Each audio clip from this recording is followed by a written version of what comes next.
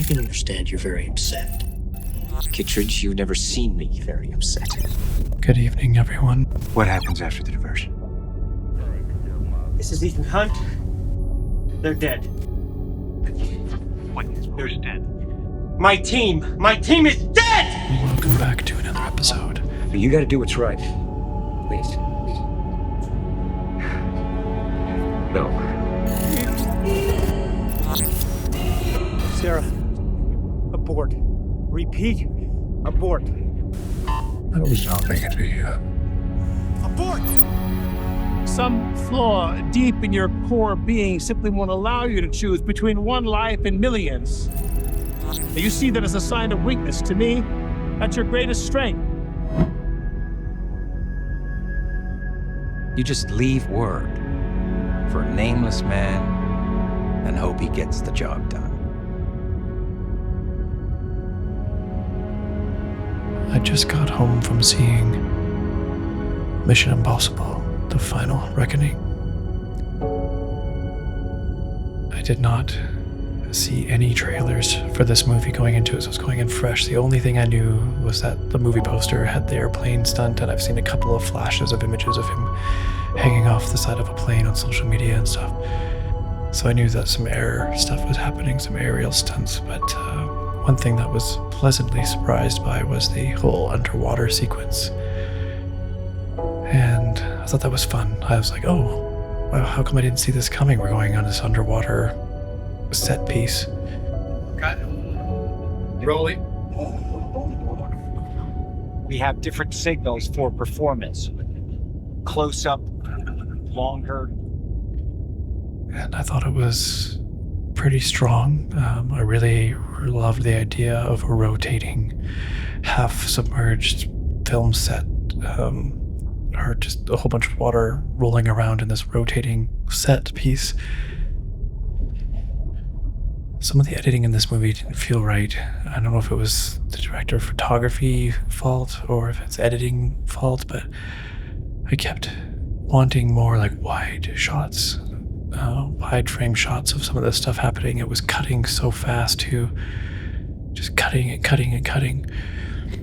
And I just wanted to like enjoy this set piece rolling with water rolling around inside of it. You know, I just wanted to have a couple of more moments to just take that in.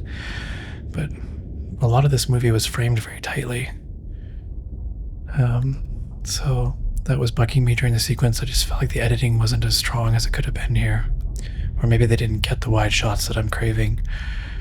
But still, though, a lot of fun stuff here. It was really fun to see him in that cool face helmet. And, you know, Tom's actually doing this stuff. So now I'm excited to go look at the behind-the-scenes stuff and all the underwater adventures he had here, because that's just fun days on set. Really liked too when he was attached to the sinking sub. He couldn't break free from it and he had to cut off his air supply. But before he does that, he's hanging on to the part of the sinking sub, and it's like his skin's all rippling like he's actually being pulled through water. And I'm just curious how they filmed that.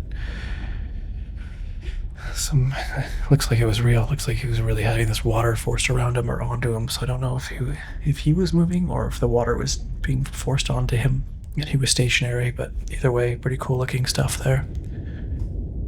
Yeah, Tom Cruise, man, just getting in there still. Like, it just must be so much fun to be doing these movies. Just gets to go play. So anyway, I enjoyed the underwater sequence. It was fun.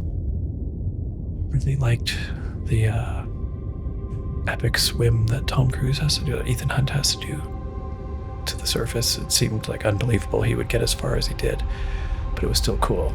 And I really liked how he just like floated and the camera rotated upside down and he just like laid down on the ice upside down. And then I really liked how Haley Atwell's character came in to like give him mouth to mouth and then just cut to them in the hospital. I thought that was a really cool cut. I thought that was great.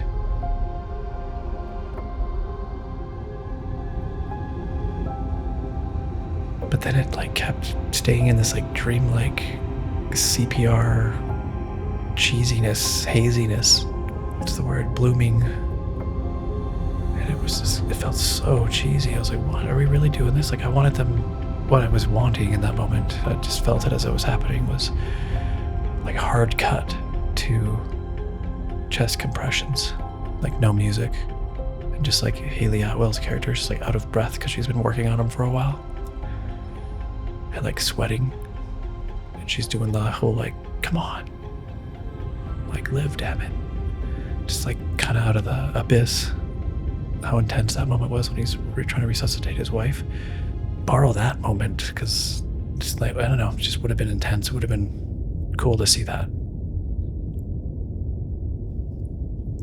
I walked into the movie a little bit late, and so I missed like the first question mark minutes of the movie.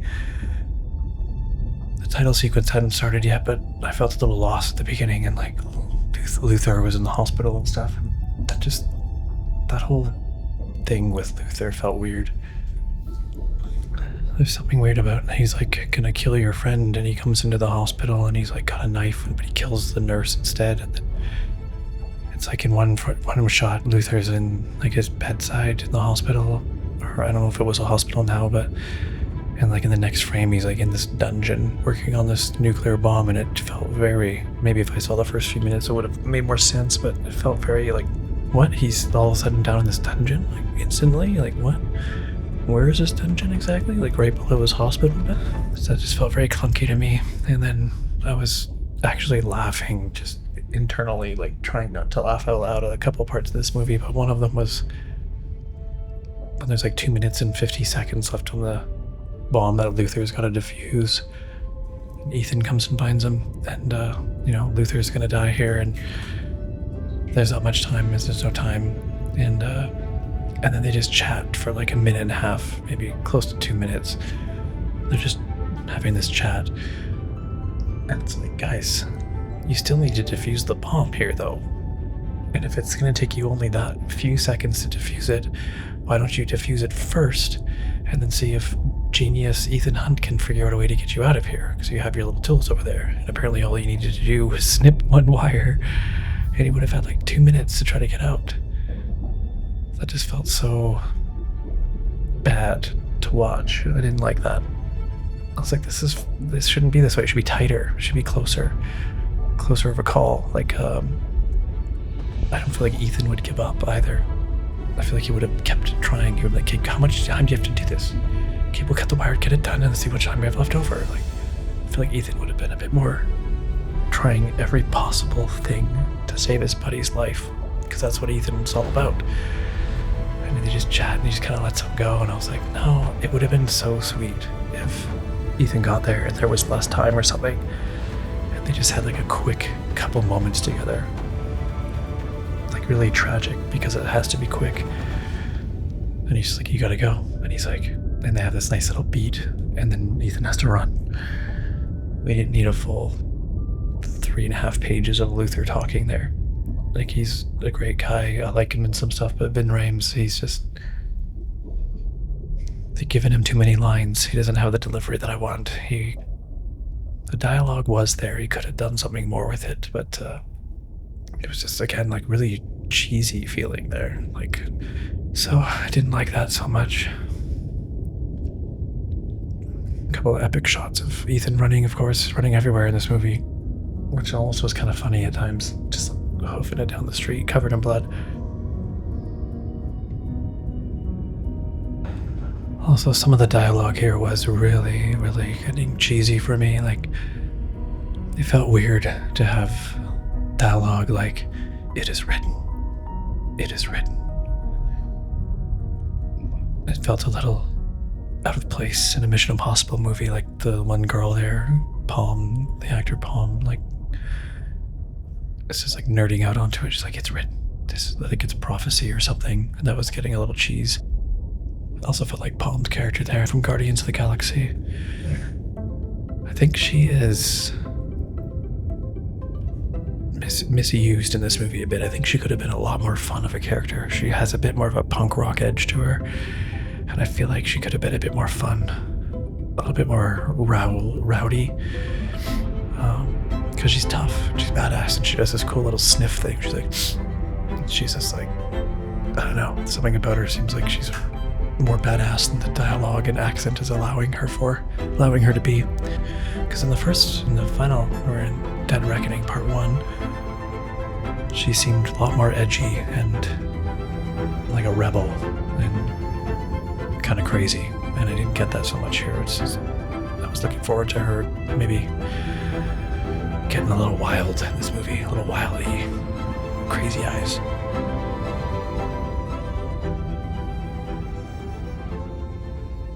Also, something that was bothering me in this movie was the entity itself, all this talk of the entity.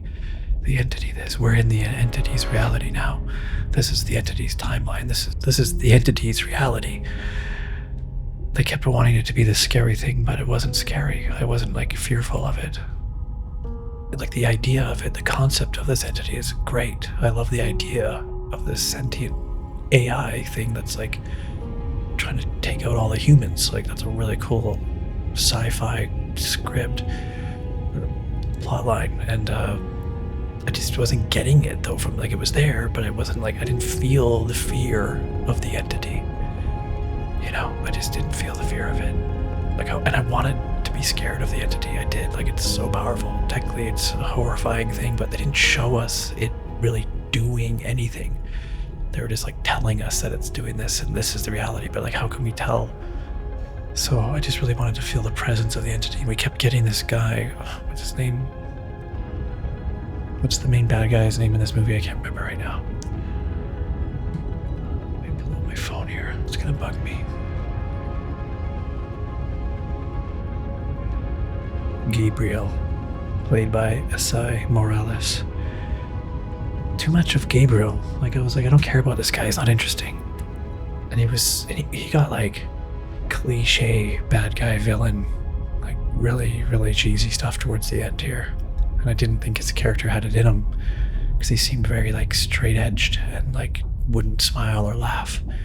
And I like the idea that he's having fun being a bad guy in this, but it just felt so weird for some reason because it's like I didn't think that's who he was. And you know, the way he's like laughing in the airplane fight at the end and he's just like giggling about it. And he's like, you'll never get me. Like, I'm better than you. And doesn't he say like, know when you're beaten or something? And it was just so like, really, I just don't feel like this guy is this character. It felt weird.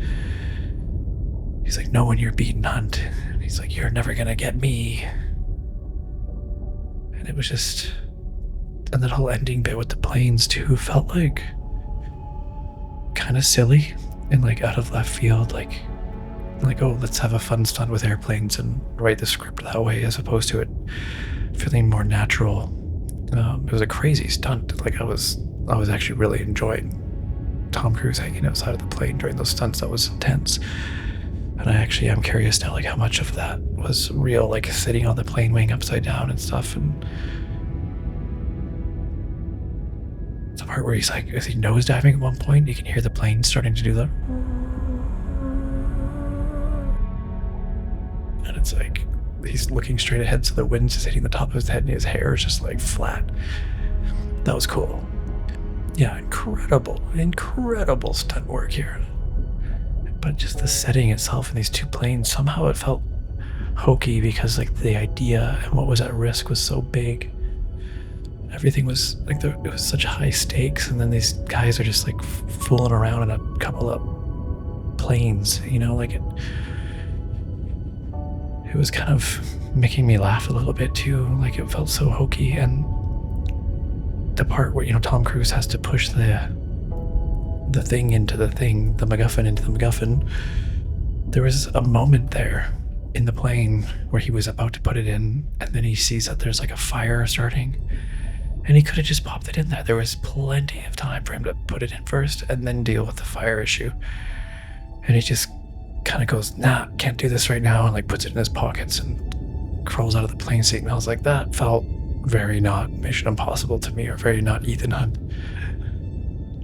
They should have fixed that, because they should have made it feel like there was no chance to put the thing in, because he totally could have there. So it kind of ruined the tension, because it's like, oh, he's just playing with us now.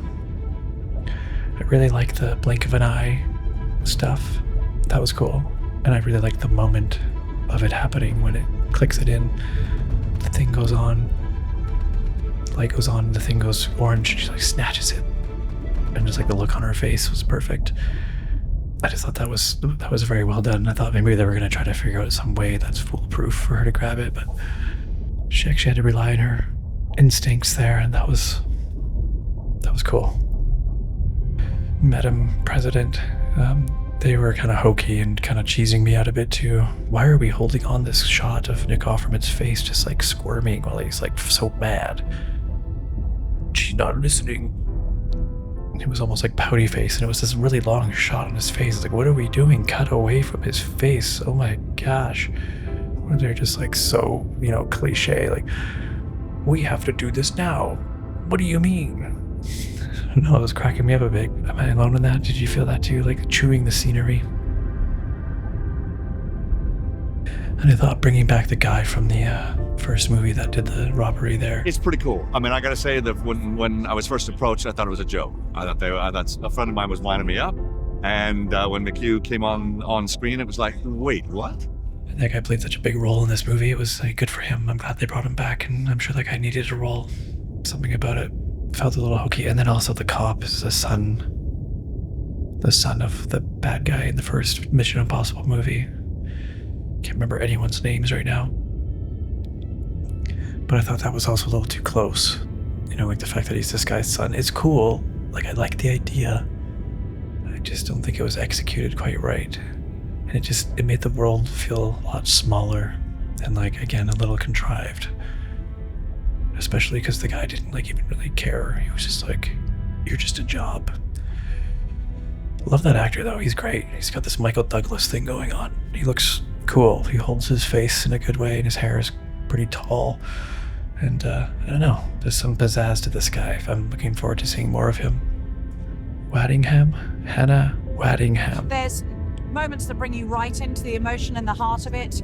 All of those relationships of Tom with his team, of Ethan with his team, but then the sheer expanse, it has to be on an absolutely gargantuan screen for you to feel it in your ribcage.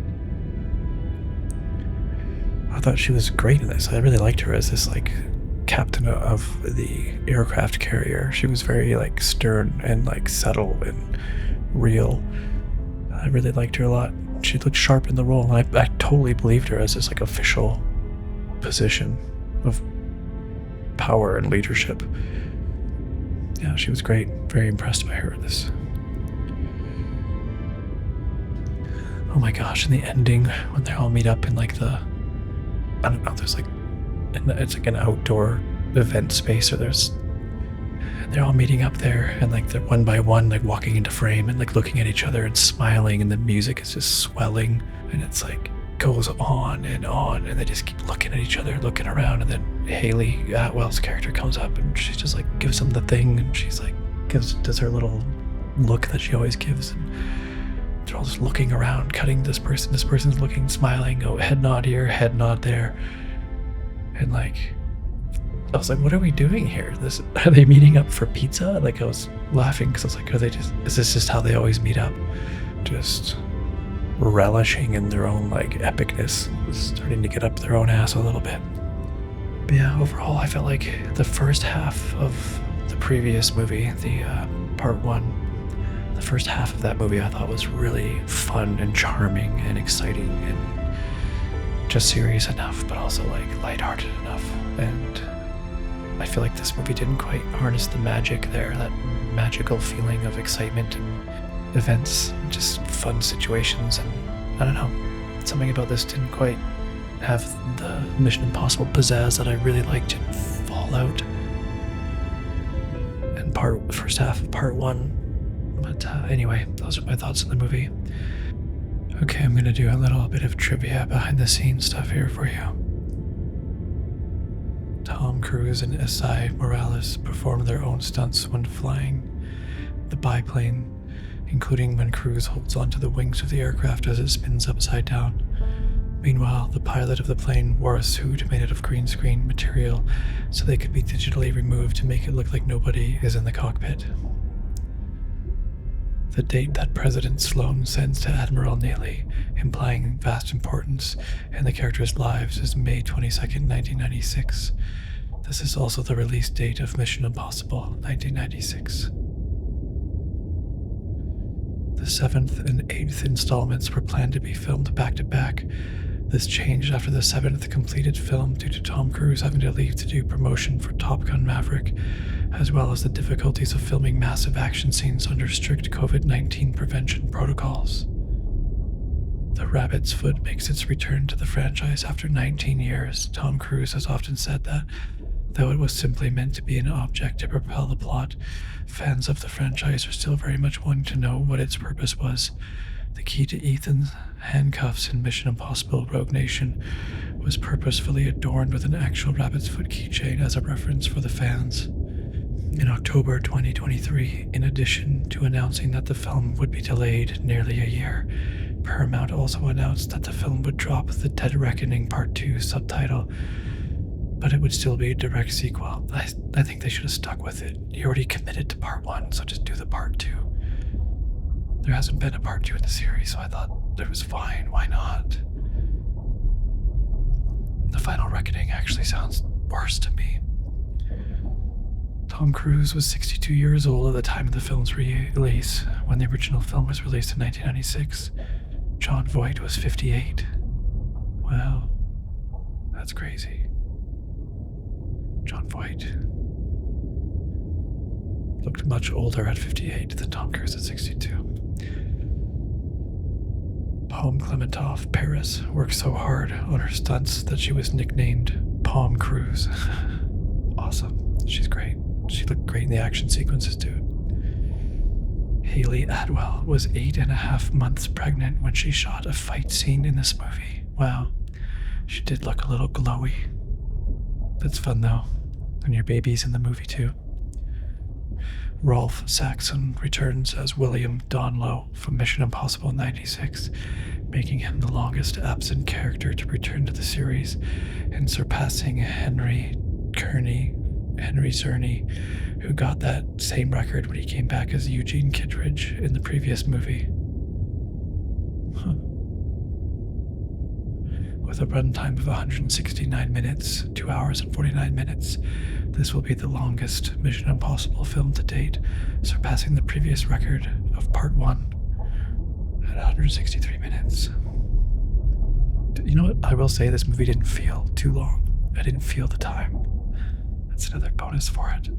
First film in the franchise to make an extensive use of flashback footage to previous films. Oh yeah, good point. I didn't mind them, but I also didn't love them. Almost a little too much of that flashing around. Luther's dying words are, "No one is safe from Phineas Freak," a callback to the very first film in the franchise where it was established that this was one of Luther's aliases. Phineas Freak is the name of one of the fabulous furry Freak brothers, a legendary underground comic from the 60s that is now an animated series. Phineas is a mad scientist type who likes to create exotic recreational drugs. In the scene where Ethan is preparing to exit the USS Ohio to dive to the Sevastopol, he enters the sub's airlock and opens a valve to let in water. With each turn of the valve, the picture expands incrementally until it reaches its full IMAX ratio. Cool, I didn't notice that. That's sick. The Osprey pilots tell Ethan, "We are at bingo." This is the military aviation term, meaning there is just enough fuel left to return to base. Angela Bassett was supposed to return in Mission Impossible Part 1, Dead Reckoning Part 1, but issues over COVID-19 quarantining ruled that out. Her character's election as president was implied in that film, in which her picture can be seen hanging on the wall during the intelligence community meeting. The opening credits sequence doesn't appear on screen until 23 minutes into the movie. Okay, so I was probably like 10 to 12 minutes late. But also, no trailers. I guess it just started on time. That's new for me. I like it if they're doing that. Okay, that's it for me. Thanks everyone for watching, and you'll catch me in the next one.